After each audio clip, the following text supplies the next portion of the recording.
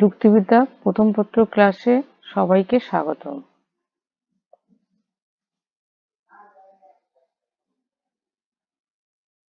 আমি শামীমা শাহীন, সহকারী অধ্যাপক, যুক্তিবিদ্যা, police line school and college, Rangpur. আজকে আমরা শিখব তৃতীয় অধ্যায়, যুক্তির উপাদান। আজকের বিষয় পদের ব্যাপ্তি বা ব্যাপকতা। আজকে আমরা যে বিষয়কে জানতে পারবো বা শিখতে পারবো তা হলো পদের ব্যাপ্তি সম্পর্কে জানতে পারবো, পদের ব্যাপ্তির নিয়ম সম্পর্কে জানতে পারবো।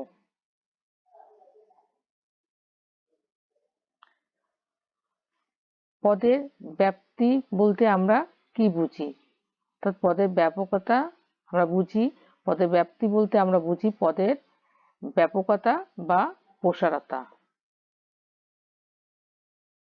প্রিয় শিক্ষার্থী, আমরা আগে বলে রাখি যে পদের ব্যাপ্তি বা ব্যাপকতা একই জিনিস।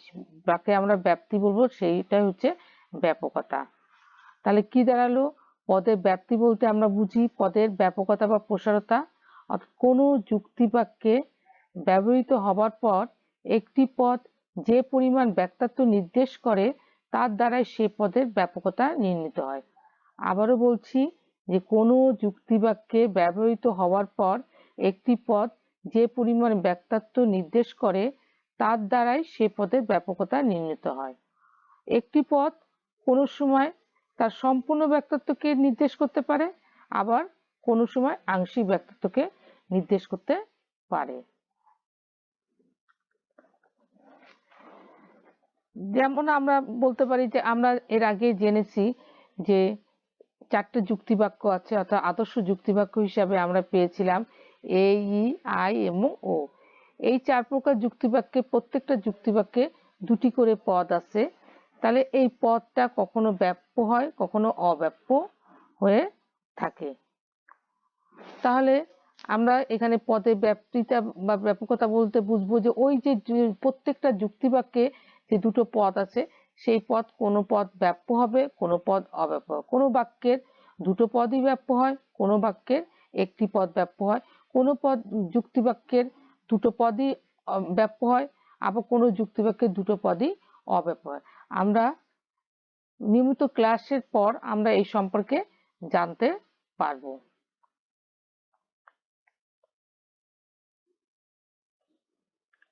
এখন আসা যাক পদের, একটু আগে যে বললাম যে পদের ব্যাপ্য শব্দটি উচ্চারণ করেছিলাম আমরা, সেই পদের ব্যাপ্য বলতে কি বোঝায়, অর্থাৎ ব্যাপ্য পদ বলতে আমরা কি বুঝবো, তার সংজ্ঞা কি হবে। তাহলে খেয়াল করো, যদি কোনো যুক্তিবাক্যে একটি পদকে সামগ্রিক অর্থে ব্যবহার করা হয়, অর্থাৎ পদটি যদি তার সমগ্র ব্যক্তাত্বকে প্রকাশ করে তাহলে পদটিকে ব্যাপ্য বা ব্যাপ্ত পদ বলে। আবার বলি, পদের ব্যাপ্য বলতে কি বুঝবো? তাহলে যে যদি কোনো যুক্তিবাক্যে একটি পদ তার সমগ্র অর্থে ব্যবহার হয়, অর্থাৎ পদটি যদি তার সমগ্র ব্যক্তাত্বকে প্রকাশ করে বা নিঃশেষ করে ফেলে তাহলে সেই পদটিকে ব্যাপ্য বা ব্যাপ্ত পদ বলা হবে। যেমন সকল মানুষ হয় দ্বিপদ।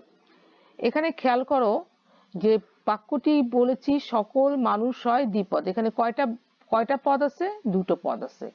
একটা হচ্ছে সকল মানুষ, আর একটা হচ্ছে দ্বিপদ। অর্থাৎ মানুষ পদটি উদ্দেশ্য পদ আর দ্বিপদটি হচ্ছে বিধেয় পদ। তাহলে আমরা এখন খেয়াল করব যে এই যুক্তিবাক্যে কোন পদটি ব্যাপ্য এবং কোন পদটি অব্যাপ্য। খেয়াল করো, পদটিতে বলা হচ্ছে সকল মানুষ দ্বিপদ। এখানে মানুষ পদটি হচ্ছে ব্যাপ্ত বা ব্যাপ্য, কারণ এখানে মানুষ বলতে অতীত, বর্তমান, ভবিষ্যৎ সকল মানুষকেই বোঝানো হচ্ছে। এই জন্য এখানে একজন মানুষও এর আওতা থেকে বাদ পড়ছে না, তাই এইখানে মানুষ পদটি হচ্ছে ব্যাপ্য।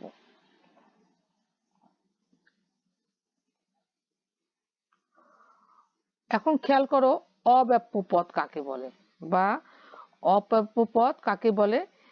যদি কোনো যুক্তিবাক্যে একটি পদকে আংশিক অর্থে ব্যবহার করা হয়, অর্থাৎ পদটি যদি তার সমগ্র পদটিকে না বুঝিয়ে শুধু অংশ বিশেষকে বোঝায়, তাহলে তাকে অব্যাপ্য বা অব্যাপ্ত পদ বলে। অর্থাৎ এখানে কি বোঝানো হলো, যে যদি কোনো যুক্তিবাক্যে একটি পদকে তার আংশিক অর্থে ব্যবহার করা হয়, অর্থাৎ তার সমগ্র ব্যক্তিত্বকে নির্দেশ না করে আংশিক ব্যক্তিত্বকে নির্দেশ করে, তাহলে সেই পদটাকে আমরা বলবো অব্যাপ্য বা অব্যাপ্ত পদ। যেমন কিছু ছাত্র হয় মেধাবী, কি বলা হলো, কিছু ছাত্র হয় মেধাবী। তোমরা ইতিপূর্বে এই যুক্তিবাক্যগুলো দেখেছো, তাহলে তোমরা ধরতে পারছো এই যুক্তিবাক্যটা কোন যুক্তিবাক্য। এটা আই যুক্তিবাক্য। কিছু ছাত্র হয় মেধাবী, এখানে পদ কয়টি আছে, দুটি, একটা হচ্ছে ছাত্র আর একটা হচ্ছে মেধাবী। এখন এই ছাত্র, কতগুলো ছাত্র কথা বলা হচ্ছে, কিছু, সুতরাং এটা হচ্ছে বিশেষ। আর মেধাবী কথাটা কি হচ্ছে, এটাও বিশেষ। অর্থাৎ এখানে সমগ্র ছাত্রকে না বুঝে কিছু ছাত্রকে বোঝানো হচ্ছে। কি বোঝানো হচ্ছে, মেধাবী কথাটা। সুতরাং এখানে ছাত্র কথাটি এবং অর্থাৎ ছাত্র উদ্দেশ্য পদটি এবং মেধাবী পদটি উভয়ই অব্যাপ্য।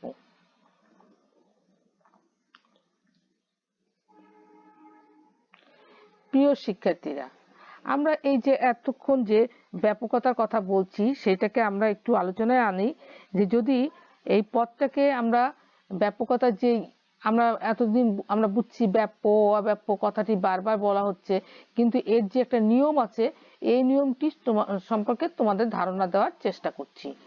যে পদের ব্যাপ্যতার নিয়ম হচ্ছে, দুটো নিয়ম প্রচলিত আছে। নিয়ম দুটি, সার্বিক যুক্তিবাক্যের উদ্দেশ্যপদ ব্যাপ্য, কিন্তু বিশেষ যুক্তিবাক্যের উদ্দেশ্যপদ অব্যাপ্য। তাহলে সার্বিক যুক্তিবাক্যে আমরা যদি বাক্য, চারটে যে যুক্তিবাক্য পেয়েছিলাম, এই চারটি যুক্তিবাক্যের কথা যদি ভুলে যাই বা যদি বুঝতে অসুবিধা হয়, তাহলে কিন্তু আমরা এই চ্যাপ্টারের এই পড়াগুলো বুঝতে পারবো না। সার্বিক বলতে আমরা কয়টা যুক্তিবাক্য পেয়েছিলাম, দুটা, একটা সার্বিক ইতিবাচক বা সার্বিক সদার্থক, আর একটা হচ্ছে সার্বিক নেতিবাচক বা নয়াত্মক। তাহলে এখানে সার্বিক যুক্তিবাক্য উদ্দেশ্যপদ ব্যাপ্য, মানে কোন সার্বিক, আমি ইতিবাচক নেতিবাচক দুটোর কথাই বোঝানো হচ্ছে, যে সার্বিক হলেই হবে।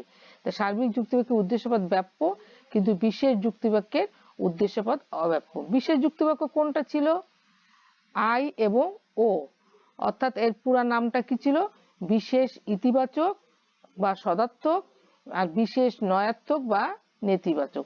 সেখানে বিশেষ যুক্তিবাক্যের উদ্দেশ্যপদ অব্যাপ্য। তো এখানে পরিমাণের খেয়াল করতে হবে, পরিমাণের দিকে অবশ্যই খেয়াল করতে হবে, যে পরিমাণের দিক থেকে দুই প্রকার ছিল, সার্বিক এবং বিশেষ। সেই সার্বিক যুক্তিবাক্যের উদ্দেশ্যপদ ব্যাপ্য ছিল এবং বিশেষ যুক্তিবাক্যের উদ্দেশ্যপদ অব্যাপ্য। দ্বিতীয় নিয়মটি দেখো, নয়াত্মক বা নেতিবাচক যুক্তিবাক্যের বিধেয় পদ ব্যাপ্য, কিন্তু সদার্থক যুক্তিবাক্যের বিধেয় পদ অব্যাপ্য।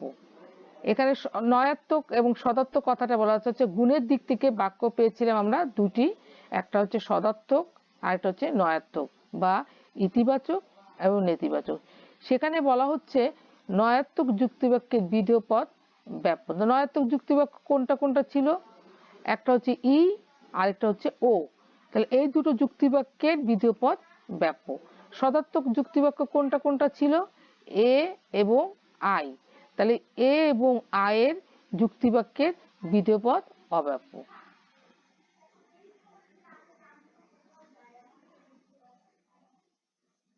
প্রিয় শিক্ষার্থী, আমরা এই অধ্যায়ের যে আলোচনাটা আমরা করেছিলাম, আমি ইতিপূর্বে বলেছিলাম যে যুক্তির উপাদান অধ্যায়টা অনেক বড়, একটা অধ্যায়ের মধ্যে অনেক কিছু আলোচনা ছিল। আমরা ইতিমধ্যে শেষের দিকে চলে এসেছি, যার কারণে আমরা যুক্তিবাক্যের রূপান্তর দেখলাম, তারপরে আমরা যুক্তি পদে ব্যাপ্যতা দেখছি। এই ব্যাপ্যতার ক্লাস আগামী ক্লাসে আমরা নিব, যে আমরা যে চার প্রকার যুক্তিবাক্য পেয়েছিলাম, এই চারটি যুক্তিবাক্যের কোন পদ ব্যাপ্য কোন পদ অব্যাপ্য, এই সম্পর্কে পরবর্তীতে ধারণা নিব। তাহলে আজকে আমরা এই বিষয়গুলো মনে রাখবো যে ব্যাপকতা বলতে কি বুঝি বা ব্যাপ্যতা বলতে কি বুঝি,